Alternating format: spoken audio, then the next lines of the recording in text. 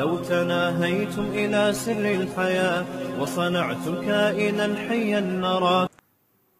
سکون سے نبی صلی اللہ علیہ وسلم نے فرمایا جتنی دیر انسان نماز کے انتظار میں ہوتا ہے اللہ کی ہاں اتنی دیر نماز ہی کی حالت میں ہوتا ہے، اس کو نماز کا ثواب ملتا رہتا ہے، اس کو نماز کا ثواب ملتا رہتا ہے. اور جتنی دور سے چل کے آئے گا، آپ صلی اللہ علیہ وسلم نے فرمایا ہر قدم پہ اللہ ایک نیکی دیں گے اور ایک گناہ اس کا معاف کریں گے. تو کتنے فضائل ہیں میرے بھائی نماز پڑھنے کے. نبی صلی اللہ علیہ وسلم نے فرمایا، کیا پیاری حدیث ہے یار، اس سے تو بڑا مزہ آتا ہے. نبی نے فرمایا کہ میری امت قیامت کے دن اپنی چہروں کی سفیدی سے پہچانی جائے گی، کیونکہ اتنا وضو کیا ہوگا نا اس نے زندگی میں. اب جو 15 سال کی عمر سے نماز پڑھ رہا ہے، 15 دفعہ روزانہ دن میں منہ دھوتا ہے کہ نہیں دھوتا؟ اور یہ وہ منہ کا واش کرنا نہیں ہے جو گورے واش کرتے ہیں، یہ عبادت کے طور پہ منہ کا دھونا ہے. یہ جو ہم چہرہ دھوتے ہیں دن میں 15 دفعہ، بازو دھوتے ہیں دن میں 15 دفعہ، پاؤں دھوتے ہیں دن میں 15 دفعہ، 3 دفعہ دھویا جاتا ہے نا. تو یہ صرف واشنگ نہیں ہے کہ سروس ہو رہی ہے آپ کی، یہ دھونا بطور عادت ہے یا عبادت کے طور پر ہے؟ بتاؤ. یہ عبادت کے طور پہ دھویا جا رہا ہے، منہ اللہ نے حکم دیا. تو آپ سوچو جس نے 40 سال 50 سال اللہ کے حکم پہ دن میں 15 دفعہ منہ دھویا ہوگا، تو کیا اس کے چہرے پہ کوئی ایسی علامت نہیں ہوگی جس سے پتا چل جائے کہ اس کا چہرہ دوسرے چہروں سے بہت پاکیزہ ہے؟ کیونکہ اس بار بار منہ دھونے سے جو منہ کے گناہ ہیں، بازوؤں کے گناہ ہیں، پاؤں کے گناہ ہیں، وہ دھل رہے ہیں، ان میں روحانیت پیدا ہو رہی ہے، نورانیت پیدا ہو رہی ہے. یہ نورانیت دنیا کی آنکھوں سے نظر نہیں آتی، لیکن یہ نورانیت قیامت کے دن اللہ ایسی آنکھیں دے دیں گے جس سے لوگوں کو یہ نورانیت نظر آنا شروع ہو جائے گی. غرم محجلین. آپ نے فرمایا کہ اتنا واضح ہوں گے نا اہل اسلام قیامت کے دن جو نمازی تھے، اتنے واضح ہوں گے نا ان کے چہرے، فرمایا جیسے سارے سیاہ گھوڑے ہوں اور ان میں ایک سفید پیشانی والا گھوڑا ہو اور اس کے سفید پاؤں ہو. گھوڑوں میں یہ بڑی خوبصورتی سمجھی جاتی تھی کہ مکمل سیاہ ہو لیکن پیشانی کیا ہو؟ سفید، اور پاؤں کیا ہو؟ سفید. صرف پاؤں میں سفیدی کے نشانے سے گھوڑے میں بڑا حسن پیدا ہوتا ہے. تو آپ نے فرمایا کہ سارے سیاہ گھوڑوں میں اگر سفید پیشانی والا گھوڑا ہوگا تو فوراً الگ پہچان ہوگی کہ نہیں ہوگی؟ ہے بھائی ایک گھوڑے ہیں، اب آپ کا گھوڑا ان گھوڑوں میں مکس ہو گیا، سب کے کلر تو آپ جا کے غور سے دیکھو گے، لیکن آپ کا گھوڑا سفید پیشانی والا تھا، باقی سارے کالے، فوراً پہچان جاؤ گے بھائی یہ کس کا گھوڑا ہے؟ یہ میرا. تو نبی نے فرمایا میں اپنے امتیوں کو پہچاننے میں کوئی کنفیوژن نہیں ہوگی، کیونکہ وضو کی کثرت کی وجہ سے سب کے چہرے نورانی ہوں گے، سفید ہوں گے، سب کے بازو کیا ہوں گے؟ نورانی اور سفید. جتنا ایریا وضو میں کور ہوتا ہے نا سارا سفید ہوگا. سفید کا مطلب نور نکل رہا ہوگا اس سے، نورانی چہرے ہوں گے. تو یہ ہلکی چیز نہیں ہے بھائی نماز کا قائم کرنا. شاعر اسلام میں سے دیکھو ہر مذہب کا کوئی خاص نشان ہوتا ہے جس سے پتہ چل جاتا ہے یہ آدمی اس مذہب سے بلونگ کرتا ہے. ہوتا ہے کہ نہیں ہوتا؟ ہندو عورتوں کے یہاں کیا ہوتی ہے؟ بولو. ٹیکا بندیا ہوتی ہے نا. تو جس عورت کی ہوتی ہے ہمیں فوراً پتہ چل جاتا ہے یہ کیا ہے بھائی. منہ سے بولنے پر گورنمنٹ نے پابندی لگائی ہے تو ٹھیک ہے بھائی. جس خاتون کے یہاں ٹیکا ہوتا ہے 99% چانس ہوتا ہے کہ یہ کیا ہے؟ ہندو ہے، ہندوؤں کا کلچر ہے. یہاں سلیب لٹکا ہوا ہے تو فوراً پتہ چل جاتا ہے بھائی یہ کیا ہے؟ یہ عیسائی ہے. خاص علامات ہوتی ہیں ان کی. اور اسی طرح یہودیوں کی ایک خاص کیپ ہوتی ہے، اتنی سی کیپ یہاں رکھی ہوئی ہوتی ہے، ماشاءاللہ داڑیاں تو ایک اچھا کام کرتے ہیں، بڑی داڑھی رکھتے ہیں، چھوٹی سی یہاں کیپ ہوگی، خاص ڈریس ہوتا ہے ان کا. پہلے تو ہمیں یہودی کہیں نظر ہی نہیں آئے تھے کراچی میں. اب دنیا میں ٹریولنگ ہوتی ہے تو بہت سارے، میں تو بعض دفعہ دم کروانے جانے لگا تھا، میں نے کچھ لگ رہا ہے بخاری کے کوئی استاذ بیٹھے ہوئے ہیں. اتنے داڑھی کی وجہ سے ویسے چہرہ تو نورانی ہو ہی جاتا ہے، اتنی بڑی بڑی داڑھی. امریکہ میں اور کینیڈا میں تو جاپان میں بھی میں نے دیکھے. تو میں سمجھا کہ کوئی بخاری پڑھانے والے مدرسے کے استاذ ہیں. میں نے کہا جا کے دم کراتا ہوں. انہوں نے کہا رکھ کے چماڑ لگے گا، دم نہیں کرانا بھائی یہودی. تو ہانگ کانگ میں دیکھے ہم نے اتنی بڑی بڑی داڑھیوں والے یہودی. تو اس لیے میں غامدی صاحب سے کہتا ہوں کہ یہودیوں سے عبرت حاصل کرو. یہودیوں کا مذہب اتنا پرانا، پھر بھی داڑھی کا انکار نہیں کیا اب تک انہوں نے. اتنے لبرل، اتنے سیکولر ہو گئے. کیونکہ تورات میں داڑھی لکھی ہوئی ہے, موسیٰ علیہ السلام کی تعلیمات میں تھا داڑھی بڑھاؤ. تو کتنا کچھ یہودیوں نے اپنے دین کو چینج کر لیا, داڑھی اپنے مذہب سے نہیں نکال سکے. اور ہمارے مسلمان اسکالر, جبکہ ہمارے پاس نبی کی بخاری مسلم کی صحیح حدیث ہیں, آفوا اللحا, داڑیاں بڑھاؤ, خود نبی کی داڑھی, اور حکم دیا جا رہا ہے رکھو نہیں بڑھاؤ. تبھی کم از کم 1 مٹھی واجب ہے, اس لیے کہ بڑھانے کا حکم ہے.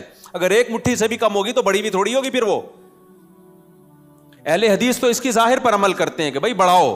اچھا, اس میں لوگ اہل حدیثوں کا مذاق اڑاتے ہیں, اتنی بڑی بڑی داڑیاں. میں کہ تم مذاق مت اڑاؤ. وجہ اس کی ہے کہ بہرحال وہ کس کا سہارا لے رہے ہیں, حدیث کا سہارا لے رہے ہیں. آفوا اللحا, کیونکہ کسی صحیح حدیث میں ہمیں داڑھی چھوٹی کرنے کا حکم نہیں ملتا. تو اس لیے اب کسی کا مذاق اڑانا اس بیس پہ کہ وہ بڑی داڑیاں رکھ رہے ہیں, اور یہ غلط ہے بھائی. وہ اس میں سہارا کس کا لے رہے ہیں, نبی کی حدیث کا. آفوا اللحا, چھوڑ دو اپنے حال پہ. ہم عبداللہ بن عمر کے قول سے استدلال کرتے ہیں, ان کے عمل سے, کہ وہ 1 مٹھی سے زیادہ کاٹ دیا کرتے تھے اور صحابہ نے کسی پر ان پر اعتراض نہیں کیا. تو یہ گنجائش ہے. تو لیکن نص تو ہے نا بہرحال ان کے پاس, تو اس میں مذاق نہیں بنتا کہ آپ مذاق اڑانا شروع کر دیں یا کسی کی نیت پہ شک کرنا شروع کر دیں. بہرحال اسلام میں حکم داڑھی کاٹنے کا نہیں ہے, کس کا ہے, بڑھانے کا. تو غامدی صاحب نے کیا کیا, انکار کر دیا کہ ایکچولی کلچر تھا. بھائی کلچر تھا تو نبی آرڈر کیوں دے رہے ہیں؟ نبی ان کا کلچر تو عربوں کا کھجور کھانا بھی تھا, تو آپ نے کھجور کھانے کے آرڈر دیے ہیں. کہ عربوں کا کلچر تھا لنگی پہننے کا, آپ نے کہیں لنگی کا آرڈر دیا ہمیں؟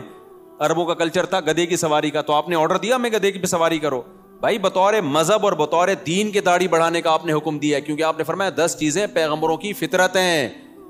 تو فطرت کی مخالفت تغییر خلق اللہ کہلاتی ہے. ان میں داڑھی بڑھانا, مونچھیں گھٹانا, بغلوں کے بال صاف کرنا. تو کیا بغلوں کے بال صاف کرنا آپشنل ہے کیا؟ کرو نہ کرو آپ کی مرضی. نہ کاٹنے پڑیں گے آپ کو. ناخن کاٹنا, یہ سب ایک ہی حدیث کا حصہ ہیں. تو جیسے ناخن کاٹنا واجب ہے, آپشنل نہیں ہے, بغلوں کے بال صاف کرنا اس حدیث کی روشنی میں واجب ہے, آپشنل نہیں ہے. بول دو نا, مجھے شک ہونے لگتا ہے کہ بڑھائی بھی ہوں گی. زیر ناف بال صاف کرنا واجب ہے, آپشنل نہیں ہے. تو اسی حدیث میں بھائی داڑھی بڑھانے کا حکم دیا جا رہا ہے, تو وہ کیسے آپشنل ہو گیا؟ اس کا کلچر, نبی کلچر بیان کرنے کے لیے تھوڑی آئے ہیں. نبی کیا بیان کرنے کے لیے آئے ہیں؟ حدیث, اللہ کا حکم بیان کرنے کے لیے آئے ہیں.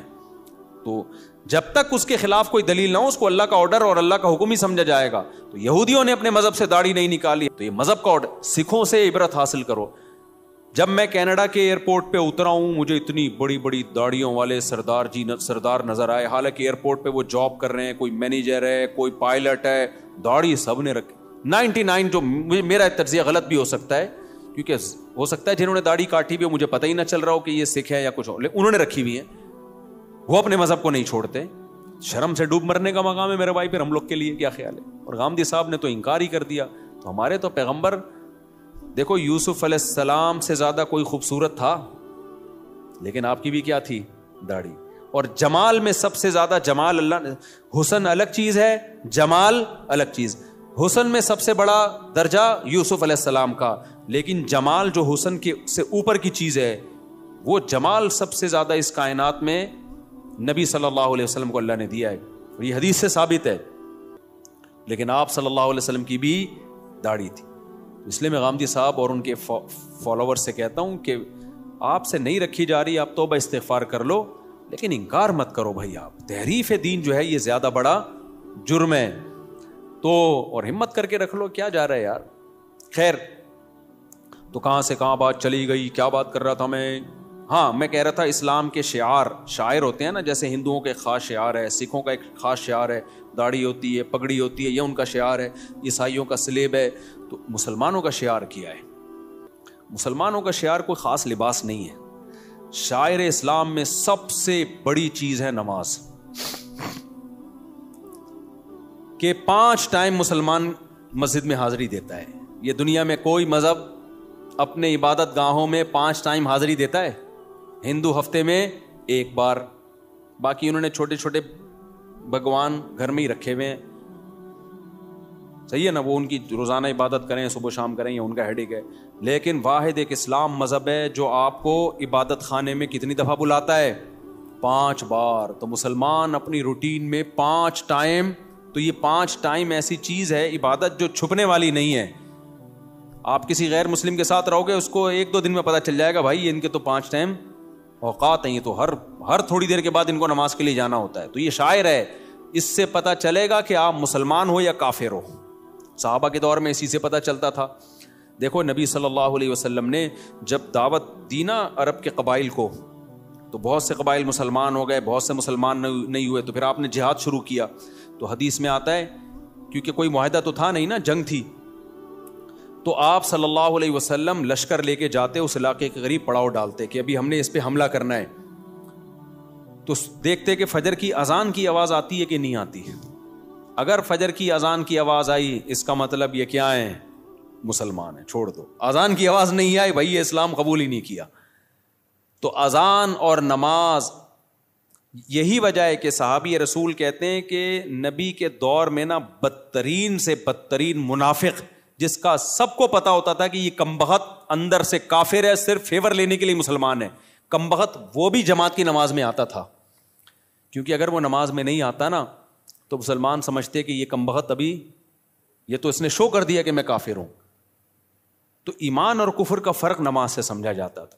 تو آج توحید کے بعد جس حکم کی سب سے زیادہ دھجیاں اڑائی جا رہی ہیں, وہ کون سا حکم ہے, وہ نماز ہے.